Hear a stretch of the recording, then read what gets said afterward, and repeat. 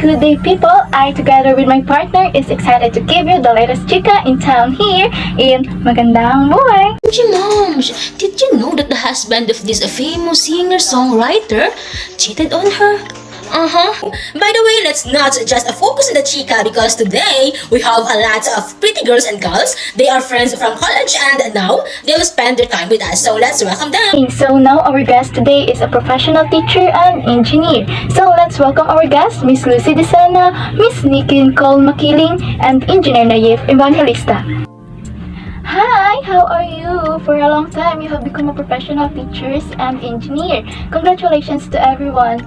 Wow! Congratulations! So, for today's video, it is very interesting because we will go back to your past, what have you learned, and what are those lessons you will not forget while you are still studying. Yes, you are all excited because me, I had a really memorable lessons in math while I was still in college. This is the AND gate is a fundamental digital logic gate that implements mathematical logic's logical conjunction, like that. And the AND gate operates as shown in the truth table, like this, and only when all of the AND gate's inputs are high does it produce a high output. If the gate's inputs aren't all high, then the output is low. The function can be expanded to any number of inputs. The AND gate, which has inputs A and B and output C, implements the logical expression. For more information, the logic gate symbols, it can also be denoted a symbol like that or the AND. However, normally done with both CMOS and the output F has the same result as the AND function because of the digital inputs A and B. AND gates are available as integrated circuits in a variety of logical families and can be made from discrete components. And this is the analytical representation example. Oh yes, I also remember that.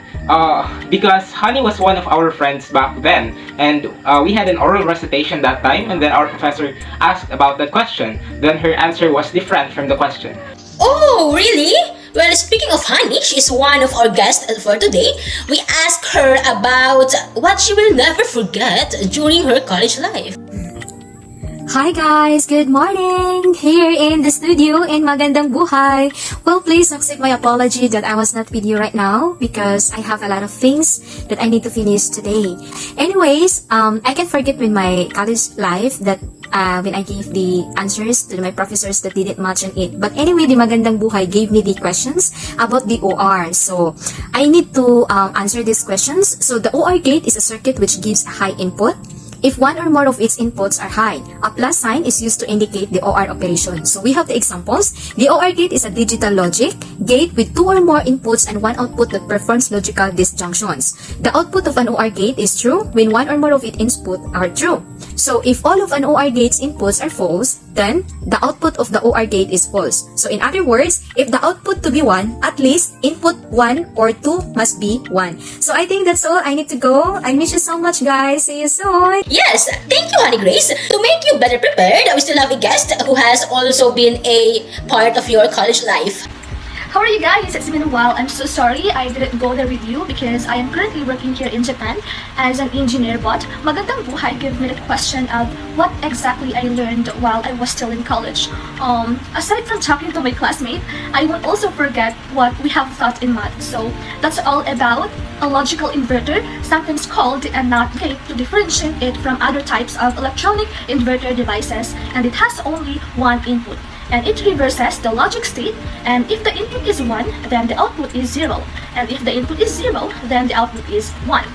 A NOT gate, often called an inverter, is a nice digital logic gate to start with because it has only a single input with simple behavior. So a NOT gate performs a logical negation on its input. So in other words, if the input is true, then the output will be false. So similarly, a false input results in true output. So a logic NOT gate is the most important basic of all the logical gates and is often referred to as an inverter buffer or simply an invert. Thank you for that, Engineer Imawan. Alright, I think you are all ready for what you want to share with us. Let's start with you, Miss Lucy. Yeah, this is really our time to shine. So, for me back then, I only listened to the lesson once, and the one I will never forget is about NAND gate.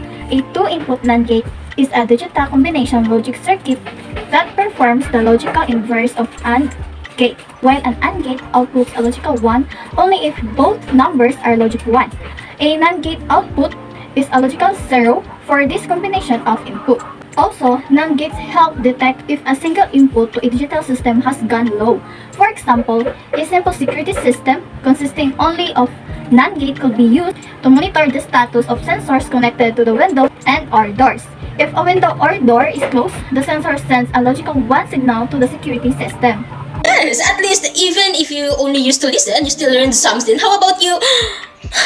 How about you, Miss Nikki Nicole? You're my favorite. I only remember a few lessons, and it's good in that it's also about math.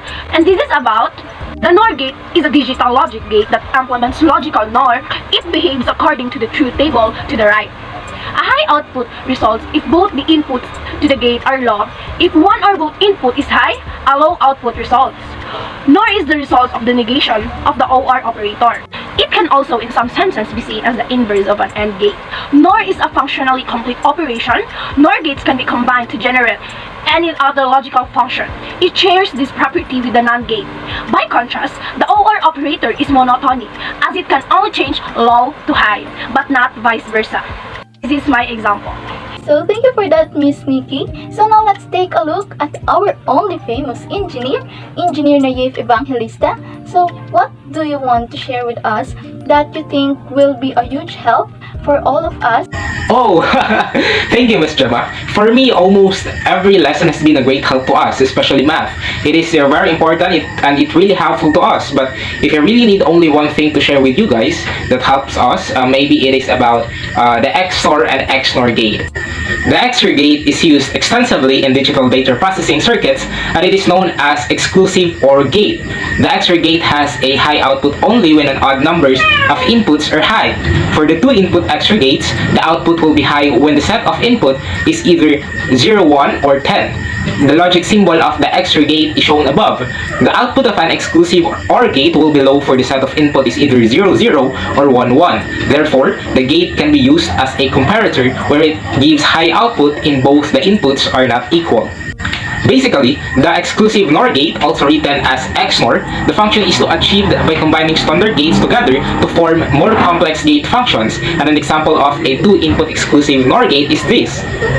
It is a combination of the exclusive OR gate and the NOT gate, but has a truth table similar to the standard NOR gate in that it has an output that is normally at a logic level 1 and goes low to logic level 0 when any of its input are at logic level 1. Thank you so much, Engineer. So, our topic today is very interesting. Back then, when I was in my first year of college, our math subject was very challenging. So, you could really learn something. And the one I can share with you guys is about text mining, also known as text data mining, a process of transforming unstructured text into a structured format to identify meaningful patterns and new insights. By applying advanced analytical techniques such as naive-Bayes, support vector machines, and other deep learning algorithms, companies are able to explore and discover hidden relationships within their unstructured data. And apart from that, in text data, engineered systems use things like taxonomies and lexical analysis to determine what part of a text document are valuable as mined data. Statistical models are commonly used, and systems may also use heuristics or algorithmic guesswork. This data can be structured in a variety of ways depending on databases.